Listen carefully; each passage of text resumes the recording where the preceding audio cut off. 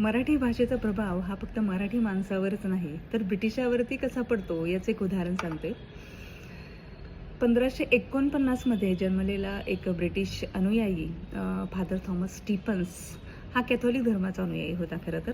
आणि कॅथोलिक पंथाचे जे काही रूल्स होते जे ब्रिटनमध्ये पाळावे लागत होते त्याला ते अवघड वाटतात आणि तो रोममधील जेसुइटांच्या संपर्कात येतो. त्या संस्थेची तो काम करू लागतो. संस्थेमार्फत जो काही ख्रिस्ती धर्माचा प्रसार होतो मध्ययुगीन कालखंडामध्ये त्याचं तो कामामध्ये त्या संस्थेमार्फत लिस्बन मार्गे तो गोव्यात दाखल होतो.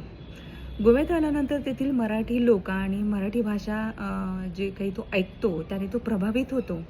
आणि या मराठी माणसामध्ये जर ख्रिस्ती धर्माचा प्रसार करायचा असेल तर त्यांच्या भाषेमध्ये ग्रंथ लिहावा आणि ख्रिस्ती धर्माचा प्रसार करावा असं त्याला वाटतं. आणि त्या मराठी भाषेने प्रभावित होऊन ख्रिस्तीपुराण नावाचा मराठीतून तो ग्रंथ लिहितो. तो फक्त हाच ग्रंथ लिहित नाही तर जी काही महाराष्ट्रामध्ये कोकणी भाषा होती त्या कोकणी भाषेचा व्याकरणावर देखील पुस्तक तो लिहितो आणि तो प्रकाशित करतो.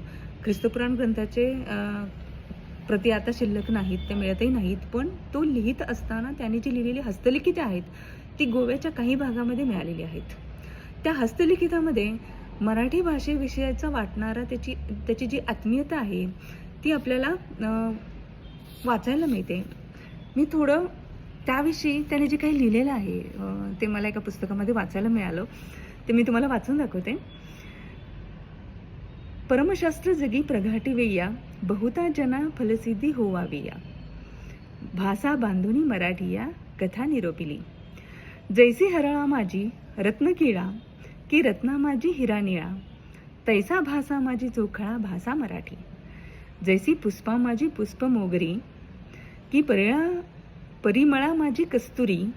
तैसा भाषा माझी साजिरी मराठीया. पखियामध्ये मयोरू, रुखियामध्ये कल्पतरू. भाषामध्ये मानू थोरू, मराठी येसी.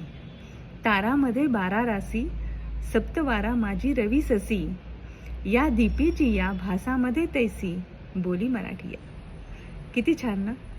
धन्यवाद.